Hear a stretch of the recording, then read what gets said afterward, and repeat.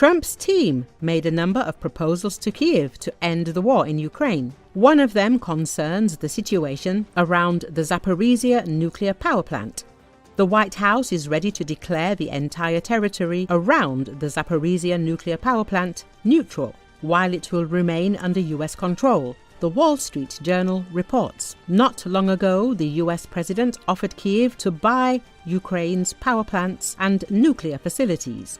Even then, Trump said that this would be the best protection for Ukraine's infrastructure. Trump is also allegedly proposing that all electricity generated at Zaporizhzhia Nuclear Power Plant will be supplied both to Ukraine and to the occupied territories. Last week, the head of the Ukrainian Ministry of Energy, Herman Galushchenko, admitted that Kiev is interested in joint control over the Zaporizhzhia nuclear power plant with Washington. Ukraine needs a lot of electricity to recover from the war. The Russian Foreign Ministry claims that the Zaporizhzhia nuclear power plant is already a Russian nuclear facility, and the Kremlin will not transfer control of it to another country. Ukraine seeks US support in regaining control of the Russian-occupied Zaporizhzhia nuclear power plant and launching joint energy projects. Energy Minister Herman Galushchenko said, "We have a common interest with the United States to bring the Zaporizhzhia nuclear power plant under Ukrainian control and start the operation of this nuclear power plant," Galushchenko said at an Atlantic Council discussion. "It can bring new opportunities for cooperation between us, for example, when it comes to electricity exports." The plant, the largest in Europe and among the top 10 worldwide, has been under Russian occupation since the early days of the full-scale invasion in 2022. Galushchenko suggested that restarting the plant could play a key role in Ukraine's long-term reconstruction. "We will need more electricity for any project that may be implemented in Ukraine, together with the US. We need more electricity to rebuild the country on a large scale," he added. The minister also emphasized that allowing Russia to maintain control of the plant would be a total disaster for global nuclear safety. "If we allow the Russians to keep control of Zaporizhzhia nuclear power plant, even without resuming its operations, it will be a total disaster for everything the world has achieved in the development of peaceful atom."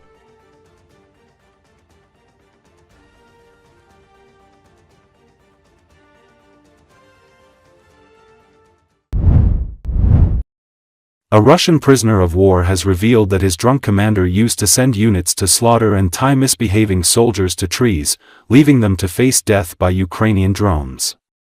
The 19-year-old hostage said his commander, named Volkodov, often got drunk and gave conflicting orders, which resulted in Russian soldiers coming under mortar fire. "Every evening when he gets on the radio to report something, he is drunk, which often leads to changes in orders, combat tasks," the Russian soldier said. The POW explained that at one instant, his commander threatened to tie people to a tree and leave them there until Ukrainian drone kills them. The Russian prisoner of war also explained that he has heard stories of soldiers being executed by his commander, although he hasn't seen that himself. There have been growing incidents of arbitrariness within the Russian army, with reports emerging about execution and mistreatment of soldiers by their commanders.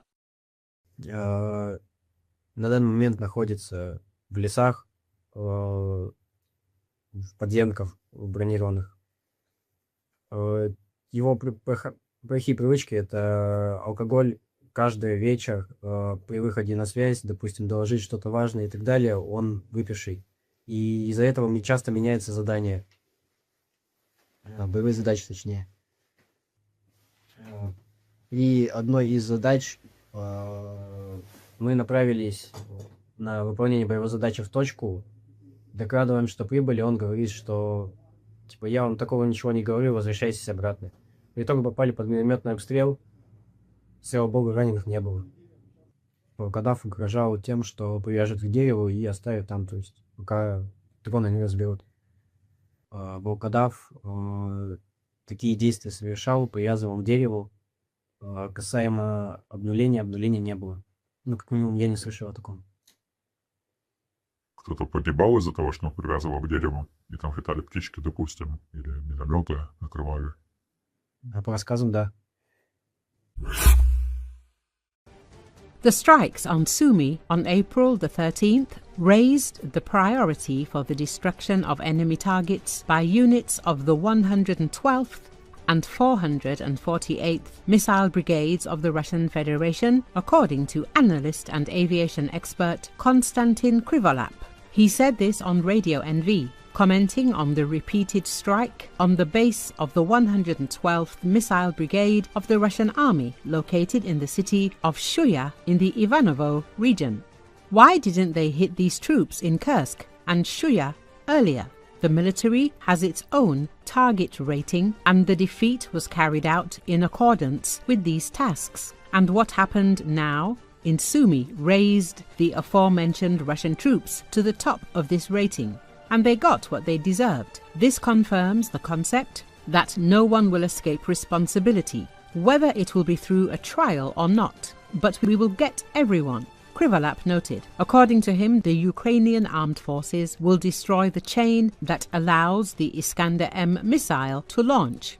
Krivolap emphasized that NATO has a position that a missile should be destroyed not when it is already taking off, but when it is just entering launch range, or when it is being manufactured, or when it is being stored, when it is on its way somewhere.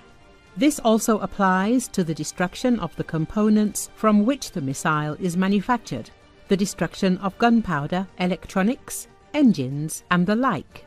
These chains must be destroyed. We are working hard on this process, and depending on what resources we have at the time, we will strike in this way, Krivolap emphasized. According to him, there were no air defense systems in Shuya to protect the city and the military occupiers. When our attack took place, there was panic. There are no air defense systems at these distances. The Russians pulled everything they had to the front line or to the Leningrad and Moscow regions and left a little for Engels. All the other cities that we attack, Mozdok, Nizhny Novgorod or Saratov, except for the Engels airfield. We do not see air defense systems. Missiles are not firing. The Pantsir do not work. They kept the soldiers in barracks because where would they put them? I do not think there were storage facilities there. The analyst said, according to him, it is also difficult to say now whether the military leadership was eliminated during the defeat of the 112th Brigade headquarters. But there is no doubt that our intelligence officers know where commanders are and will get them, and it will be either a scooter or a car or something else. There are a lot of resources, and I think that this matter will be brought to an end. Budanov's guys are persistent guys. They know their business and bring everything to an end, Krivolap noted.